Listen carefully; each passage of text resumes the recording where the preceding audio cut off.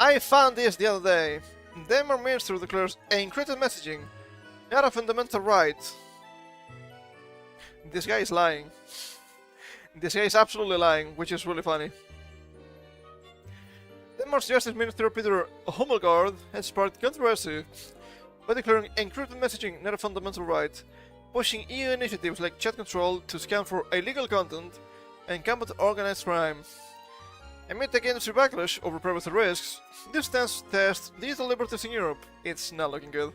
They postponed chat control voting again. It's really funny when we're seeing that the automated systems get a little bit over 40% of false positives. I wonder how many false negatives there are too, which is really funny to think about. Probably about half. But this is not a system, this is tossing and fucking going, which is never good. We're talking about supposed protections when they're actually going to vulnerate your liberties. Never good.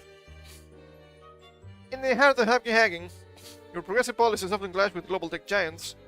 Denmark's Minister of Justice, Peter Hummelgaard, has ignited a firestorm with his recent declaration against encrypted communications. Speaking at a press conference tied to the EU's ongoing debates on digital security, Hummelgaard asserted that society must abandon the totally erroneous perception that encrypted messaging is a fundamental civil liberty. This stance, reported widely in outlets like Mastodon and echoed across social media, positions Denmark as a vanguard in the European push to curb organized crime through technological oversight, even at the potential cost of privacy norms long championed by Silicon Valley. He is lying. He is absolutely lying.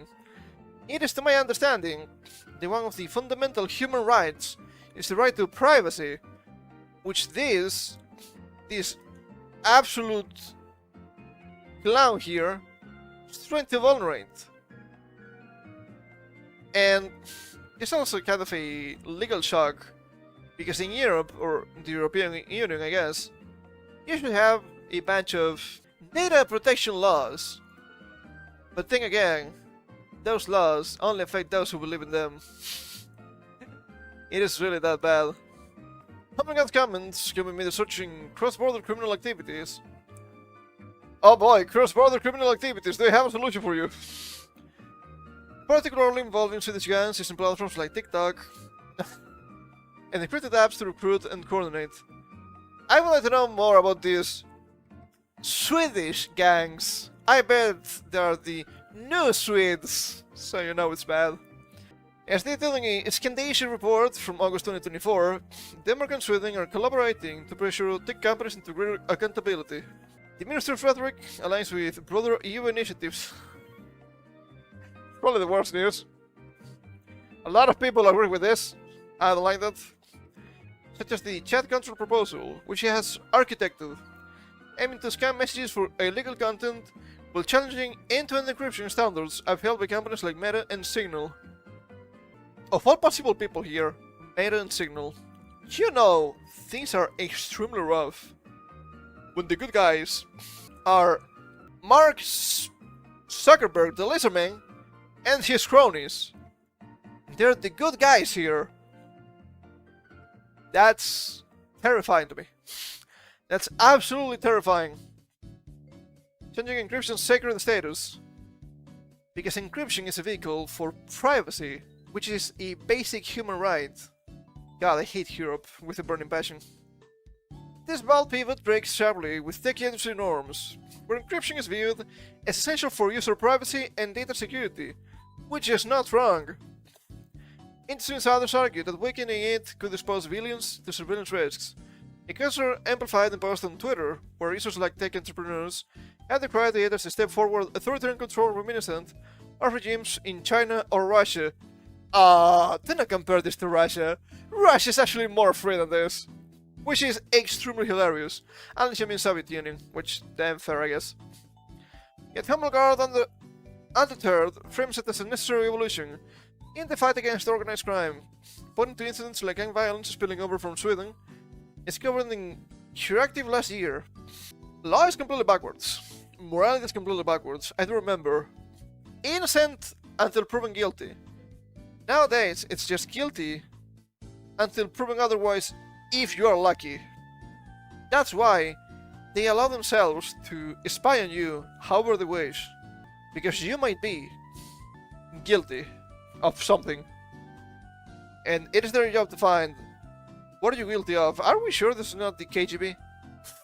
Maybe they had something here with Russia, after all. And the most interesting part of all this, which I will keep repeating for a while, because I have a bunch of different articles that are similar to this, is privacy and data security. This is gonna be done by the government. The government is completely trash with technology. They are constantly 10 to 15 years behind normal users. So this is gonna get hacked, this is gonna get leaked, this is gonna be a massive security problem. And they're not even gonna actually fight violence with this, or crimes, or whatever. When they have the time, the reports are false positives. But obviously, that's only a pretext. Denmark's approach isn't isolated. Part of the nation's EU presidency priorities. The briefs to European Parliament committees in July 2025, according to European Sting. It's stinging my ass, that's for sure. Ministers emphasized combating organized crime and child protection, with Home Guard hosting informal meetings in Copenhagen to roll support. This includes plans for facial recognition investigations. Is this the D app? Confirming in September 2024 IT Tech article, I guess? Signaling a broader embrace of surveillance tools. Oh boy. Oh boy. It's gonna be like China, but more gay and retarded. It's pretty funny. The tech sector's response has been swift and critical. Capitalist Link Meta, which owns WhatsApp, face mounting EU scrutiny, with Home Guard's words fueling discussions on platforms like Twitter about potential bans on encrypted services. A post from ThisGrad24 on Twitter in September 2024 highlighted fears of outright prohibitions on apps like Telegram and Signal, garnering over 1 million views and underscoring public unease. It's all because of Telegram. Make no mistake about that, because they refuse to give the government any kind of backdoor access. But what about the crime? What about the crime? You have other ways to persecute them without having to use some sort of security vulnerabilities. Why are you not doing that? Because that's not the point. The point is just control as usual. Meanwhile, the mass push for independence from tech giants, as noted in June 2025 a story from The Local, stands to reduce reliance on Microsoft products in government, reflecting a national strategy to reclaim digital sovereignty. You would need to be tech literate for that, but you're the government, and you're extremely incompetent in everything you do. Critics, including digital rights advocates, warn of slippery slopes. On Reddit's r/technologies on Reddit, discussions around Home Guard's quotes have amassed thousands of comments, with users debating the erosion of civil liberties. One thread, linked here, features analysis comparing Denmark's stance to global precedents. Encryption backdoors have led to widespread abuse. No, there's no way. The government abusing backdoors? No, come on. That would never happen. That would never happen to me. Sure thing, pal. Proponents, however, see Himmelgar's position as pragmatic. Sure. More like authoritarian, but sure. In a political piece from June 2025, Danish leaders advocate for EU-wide bans on kids' social media access, tying into broader child protection efforts. It's not a law issue, it's a parenting issue. I don't know how many times I had to say it. This includes tackling deepfakes through copyright laws on personal features, as reported by The Guardian in the same month, showcasing Denmark's innovative yet controversial regulatory toolkit. The debate extends to economic implications for tech firms operating in Europe. Insiders know that such policies could force redesigns of core products, potentially stifling innovation. Reddit's fact check from September 2024 clarified misconceptions about app bans but confirmed Home Guard's desire to restrict free facilitating platforms, even if legally constrained. It doesn't matter the platform they use. The main problem, the main issue is that they're criminals. But you're willing to vulnerate everybody just to persecute criminals. You're gonna tell me you don't have ulterior motives? Sure. Similar links the EU charge. The ripple effects are felt worldwide. Twitter posts from users like DHH dating back to 2020, while resurfacing in current discourse, question why democracies allow tech companies to dictate cultural and security policies. More recent sentiments, such as those from Einar Petersen on Twitter in September 2025, label it a war on privacy, accusing the government of implementing totalitarian surveillance via EU proposals. That is true, it's also hilarious. Why democracies allow tech companies to dictate cultural and security policies? Because privacy is a basic and fundamental human right. You pushing against that makes you the bad guy, by the way, not the good guy. But what about the crime? I don't know, how about you get f***ing competent cops for once? It shouldn't be that difficult, would it? Ultimately, Hamilcar's challenge to encryption norms test the boundaries of liberty in the digital age.